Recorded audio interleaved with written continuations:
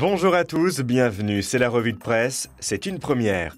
Les journaux sont nombreux à revenir ce mardi sur le camouflet des Italiens Berlusconi, comme le titre Le Figaro.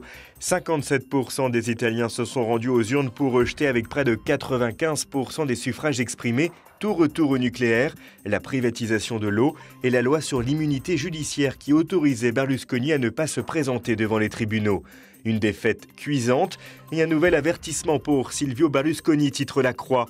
Le journal rappelle que le Cavaliere avait déjà subi un revers lors des municipales partielles il y a 15 jours, avec la perte entre autres de son fief de Milan. Un coup dur pour Berlusconi, actuellement jugé dans 3 procès, dont celui sur le scandale sexuel baptisé Rubygate. En France, c'est la prime de partage des profits qui est au cœur des débats. La Tribune nous rappelle que les députés l'examinent à partir d'aujourd'hui.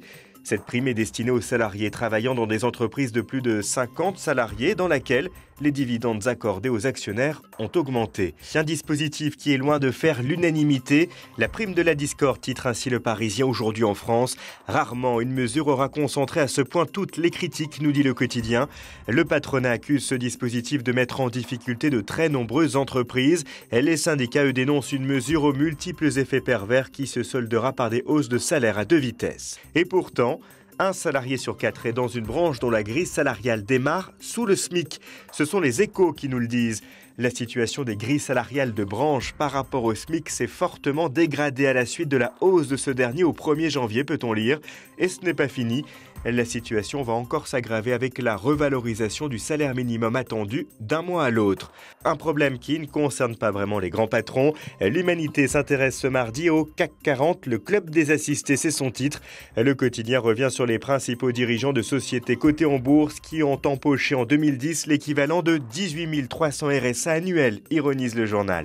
Les salariés pourront toujours se rassurer en lisant Libération, relooké aujourd'hui par Jean-Paul Gaultier. Le quotidien nous offre une mise en page plus ou moins réussie, mais surtout nous délivre le résultat d'un sondage étonnant.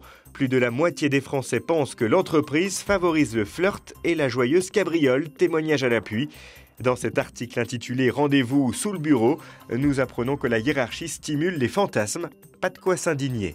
Lui d'ailleurs risque de ne plus beaucoup se révolter. Lui, c'est cet indigné espagnol qui a remporté 1 300 000 € au loto. Après avoir manifesté des semaines durant sur la place Puerta del Sol à Madrid, il vient de remporter le gros lot. C'est le Parisien aujourd'hui en France qui nous raconte cette belle histoire. La photo du jour, on la retrouve dans l'équipe, c'est celle d'Ian Mahinmi. Il est devenu le 2e Français après Tony Parker à avoir joué et gagné une finale NBA. Chapeau. À demain, même lieu, même heure.